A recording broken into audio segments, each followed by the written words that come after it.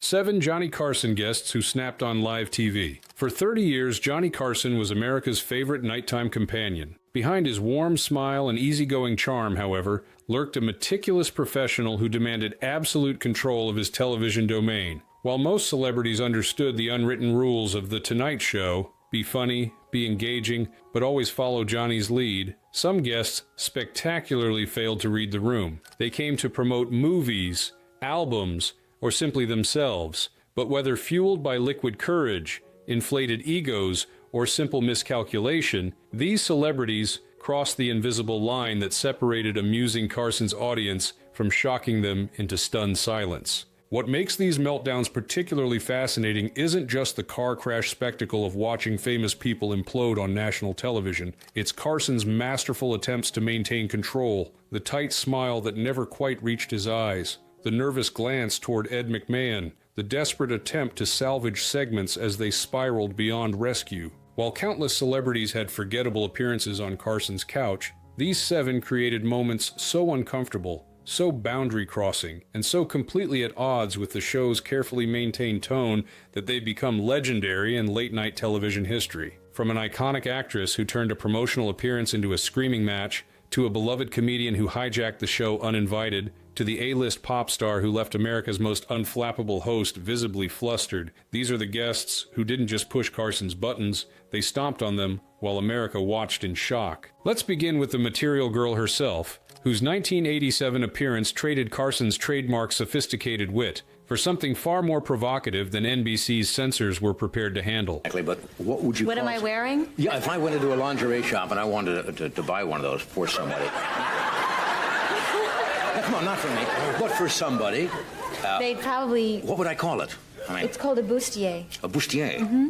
1. Madonna. The Material Girl gets too material. When Madonna appeared on The Tonight Show in 1987, she wasn't yet the global icon she would become, but she was well on her way, riding high on her Who's That Girl tour, and increasingly notorious for pushing boundaries. What Carson and his producers expected was a playful but professional interview. What they got was something entirely different. Madonna arrived on set wearing what could generously be described as lingerie-inspired attire. Black lace, fishnet stockings, and an attitude that made it clear she wasn't there to play by Carson's rules. From the moment she settled onto the famous couch, she transformed from guest to provocateur. I remember the studio going completely silent when she walked out, recalled a NBC page who was present that night. This wasn't the usual Tonight Show outfit. This was Madonna bringing her concert persona to late-night television, and you could feel the producers panicking. Rather than engaging in Carson's usual gentle back-and-forth banter, Madonna immediately took control, flirting aggressively with the host, making suggestive comments,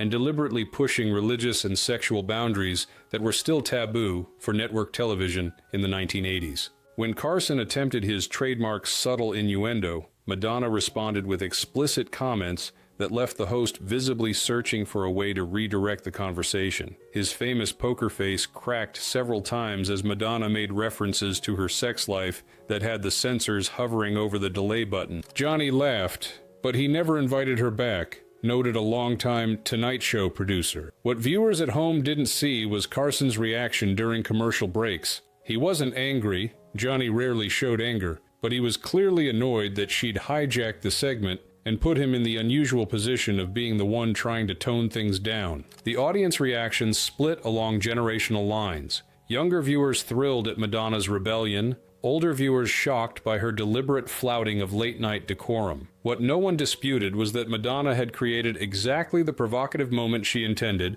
using Carson's show as a platform while completely disregarding its usual tone. While the appearance boosted Madonna's reputation for boundary pushing, it effectively ended her relationship with Carson. Despite multiple album and film releases in the following years, she never returned to his couch, making her one of the few major stars of the era who was quietly banned from the show, not for saying too little, but for saying too much. Carson's cigarette box! Oh my God, it's not! I brought Carson's! 2. Don Rickles. The night the insult comic went too far. Don Rickles and Johnny Carson shared one of late night's most enduring friendships.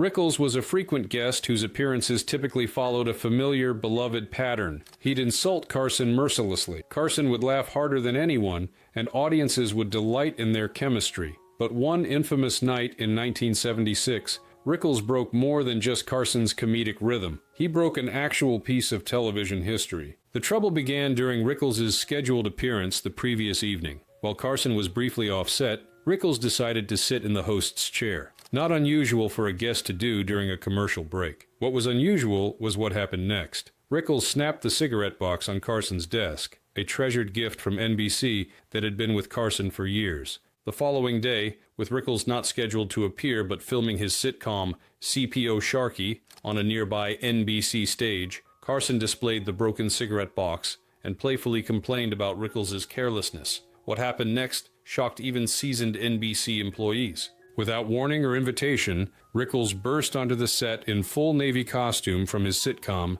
interrupting Carson mid-segment. For the next several minutes, television viewers witnessed an unplanned, unscripted Rickles hurricane as he seized control of the show. It was funny until it wasn't, recalled a camera operator who worked that day. At first, everyone was laughing. The surprise appearance, Rickles in costume, his quick wit, but there was a moment where you could see something shift in Johnny's expression. Rickles wasn't just doing his usual insult routine, he was legitimately hijacking the show. Rickles didn't just interrupt, he took over, grabbing Carson's desk, shouting across the set, and delivering a relentless stream of insults that went beyond his usual playful jabs. While Carson maintained his professional demeanor on air, laughing and playing along, backstage staff reported that he was genuinely angry about the boundary crossing. Johnny was extremely protective of the show's format and professionalism, explained a former Tonight Show producer. Even with friends like Rickles, there were limits. Coming on unannounced, in costume, and taking over wasn't just breaking the fourth wall. It was demolishing the entire structure of how the show operated. The segment became legendary precisely because it represented something audiences rarely saw: Carson temporarily losing control of his own show. Though the two remained friends, insiders noted that Carson was cooler toward Rickles for several months afterward, a subtle but meaningful reaction from television's most unflappable host. What made the incident particularly remarkable was that it came from Rickles, not a boundary-pushing newcomer or a troubled star, but one of Carson's most trusted and frequent guests. It demonstrated that even within late night's most comfortable relationships, there were lines that shouldn't be crossed, especially on live television. Oh, I've never had anything to do with sex and that sort of thing. Oliver! Don't do this picture. Don't do this film. Well, you should see the cows.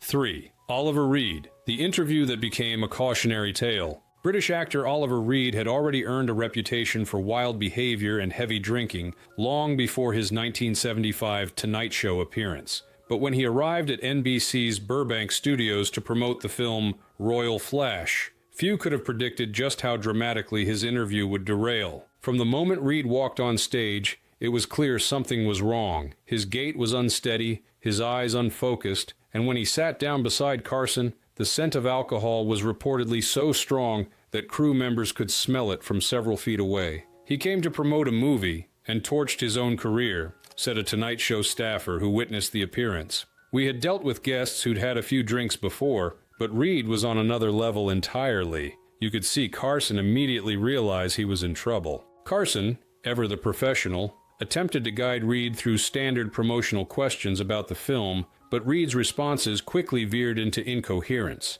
He slurred his words, interrupted Carson repeatedly, and became increasingly hostile when the host tried to redirect the conversation. What made the segment particularly uncomfortable was Reed's unpredictable shifts in tone. One moment he would be charming, the next belligerent. He alternated between attempting to tell rambling, disconnected stories and suddenly challenging Carson with aggressive questions that broke the show's usual conversational rhythm. Carson had a remarkable ability to handle difficult guests, but even he had his limits, noted a longtime NBC executive. You could see him calculating in real time. How long could this segment possibly continue? How could he end it without making the situation even worse? It was like watching a chess master realize he's in a game he can't win. The audience's reaction transformed as the segment progressed. Initial laughter at Reed's eccentric behavior gave way to nervous chuckles, then uncomfortable silence, as it became impossible to ignore that they were watching a man whose inebriation had crossed from amusing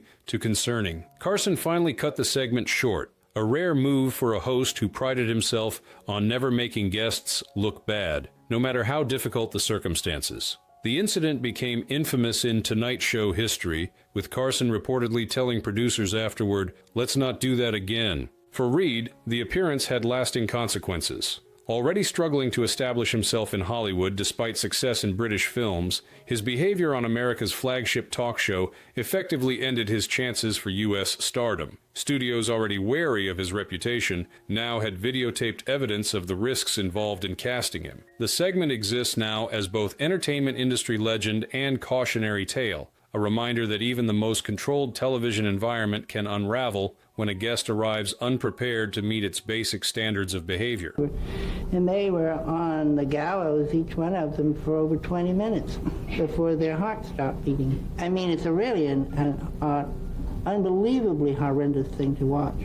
It must be. 4. Truman Capote, literary genius to late-night liability. When literary giant Truman Capote appeared on The Tonight Show in 1980, he brought with him both his brilliance and his demons. By then, the author of In Cold Blood and Breakfast at Tiffany's was already deep into the substance abuse issues that would eventually contribute to his death, a fact that became painfully apparent during his disastrous interview with Carson. From the moment Capote settled into the guest chair, viewers could see something was wrong. His speech was slurred, his movements erratic, and his train of thought nearly impossible to follow. Carson, himself an intellectual who genuinely admired literary figures, attempted valiantly to guide Capote through coherent conversation, but the author seemed determined to derail every question. "From literary legend to late-night liability," commented a writer who worked for Carson during this period. Johnny had tremendous respect for Capote's work and wanted to give him a platform to show his brilliance.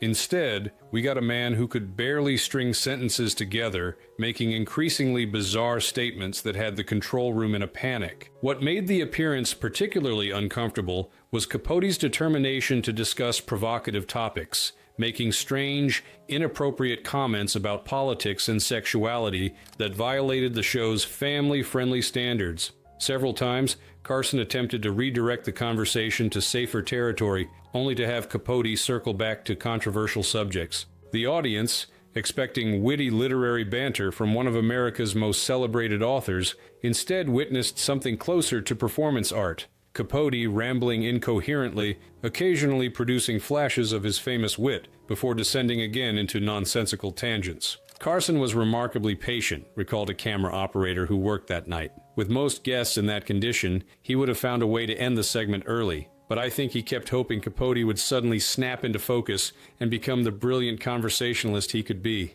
That moment never came. Though Carson never publicly criticized Capote afterward, the author was never invited back to The Tonight Show, a telling decision from a host who generally gave troubled guests second chances. The appearance marked a sad milestone in Capote's public decline, offering television viewers a glimpse of how far the once sharp social observer had fallen. What made the incident particularly poignant was the contrast between Capote's earlier Carson appearances, where he had dazzled with witty observations and literary insights, and this final, troubled interview. For viewers familiar with Capote's work, the disconnect between his brilliant prose and his incoherent television persona was nothing short of heartbreaking. The segment stands as one of late-night television's most uncomfortable yet compelling moments, a brief window into the personal struggles of a literary giant, captured live before a national audience that could only watch in confused sympathy as genius dissolved into incoherence. This house is 300 years old, and my mother said, "But do you expect me to live in it with a baby?" No, but okay, I got it so long. Next time. You gotta go to the theater. 5. Shelley Winters, Hurricane in a Dress. Academy Award-winning actress Shelley Winters appeared on The Tonight Show numerous times throughout Carson's tenure, each visit unpredictable in its own way. But one appearance in particular crossed the line from entertaining unpredictability to genuine disruption when Winters transformed a standard celebrity panel into a shouting match that left even Carson visibly rattled. Winters was already known for her explosive energy and tendency to dominate conversations, but on this infamous night, she arrived with grievances to air and seemingly no filter to contain them. What began as typical Carson banter quickly escalated when another guest on the couch, reportedly another well-known actress, though accounts vary on who, made a comment Winters perceived as a slight. She didn't just snap, she shattered the segment, recalled a Tonight Show producer. One minute they were having a normal, if energetic, conversation, and the next minute Shelley was standing up, pointing fingers, and creating the kind of scene you simply didn't see on Carson's carefully controlled show. Winters launched into a tirade, her voice rising to a shout as she addressed not just the other guest, but perceived injustices in Hollywood, the treatment of aging actresses, and a variety of grievances that seemed to have been building for years. The audience, accustomed to Carson's usually genteel atmosphere, fell into stunned silence. What made the moment particularly uncomfortable was Carson's visible annoyance, a rare break in his usually unflappable demeanor. While he typically managed difficult guests with humor and subtle redirection, Winters' outburst pushed him to a point where even his legendary patience began to fray. Johnny had a tell when he was genuinely annoyed. He would start shuffling papers on his desk and glance at Ed McMahon, explained a longtime Tonight Show staff member. During Shelley's meltdown, he was practically creating origami with his note cards. It was his equivalent of screaming, "Help me," in public. After multiple attempts to calm the situation failed, Carson finally resorted to his ultimate power move, calling for a commercial break. This rarely used nuclear option was Carson's way of stopping a segment that had spiraled completely beyond control. When the show returned from the break, Winters had been calmed somewhat, but the atmosphere remained tense for the remainder of the show. Behind the scenes, Carson reportedly told producers, "Let's space out her next appearance." Carson speak for a temporary cooling-off period. What's remarkable about Winters' relationship with The Tonight Show is that despite this and other unpredictable appearances, she continued to be invited back, a testament to both her star power and Carson's understanding that sometimes volcanic unpredictability made for memorable television, even when it crossed comfort boundaries. Carson once described Winters as a force of nature you can't control, you can only aim, noted a television historian. That night, she was completely unaimed and careening across his carefully constructed set. It was television at its most uncomfortably real. You were talking about William Demarest. Yeah. I have a story with dirty words in it to tell about him. He's coming. You can't do that. I can't, but instead of the dirty words, I could just say blank, blank. 6. Buddy Hackett. When the funny man turned serious, comedian Buddy Hackett was one of Carson's most reliable guests, a storyteller whose animated tales and infectious laugh had made him a Tonight Show favorite for years. His appearances typically followed a well-established pattern. Hackett would settle in, Carson would provide minimal prompting, and the comedian would launch into extended, often hilarious anecdotes that left both the host and audience in stitches. But on one memorable night in the mid-1970s, something different happened. Hackett arrived seemingly troubled by off-camera concerns, and what began as his usual comedic storytelling took an unexpected dark turn. Even Johnny's poker face cracked, said an NBC page who was in the studio that night. Hackett started normally enough, but then veered into a rant about people in Hollywood he felt had wronged him. It wasn't funny angry like his usual stories. It was genuinely bitter and increasingly personal. What made the segment particularly uncomfortable was how it violated the unspoken contract between Carson and his comedian guests. Be entertaining, be funny, but don't use the platform for settling personal scores. As Hackett continued naming specific producers and executives he considered phonies and backstabbers, Carson's expression shifted from amusement to concern to visible discomfort. The audience's reaction told the story. The usual consistent laughter during a Hackett appearance gave way to scattered, uncertain chuckles, then extended silences, as the comedian's grievances became increasingly pointed and personal. Carson tried several times to redirect him with questions about upcoming projects or lighthearted topics, recalled a Tonight Show staff writer. But Hackett was determined to use his time to air grievances. It was like watching someone use a comedy slot for therapy, raw and real, but completely at odds with the show's tone. After multiple unsuccessful attempts to steer the conversation back to safer territory, Carson was forced to go to commercial early, a rare move that signaled just how far beyond the show's comfort zone Hackett had traveled. When they returned, Carson skillfully transitioned to another segment, effectively cutting Hackett's appearance short. Backstage, according to staff accounts, Carson was more confused than angry, genuinely concerned about Hackett's well-being, while also frustrated that a usually reliable guest had so dramatically broken format. "Something's eating at Buddy," Carson reportedly told his producer. "Let's check in on him before we book him again." What makes the incident particularly notable in Tonight Show history is that it came from Hackett, not a boundary-pushing newcomer or troubled star, but one of Carson's most trusted regular guests. It demonstrated how even the most established relationships could unpredictably fracture on live television when personal issues spilled into professional spaces. Hackett did return to The Tonight Show in subsequent years, his usual humorous self apparently restored, but the incident remained a reminder of how quickly even Carson's most carefully orchestrated environment could shift when a guest decided to stop following the unwritten rules. Red box.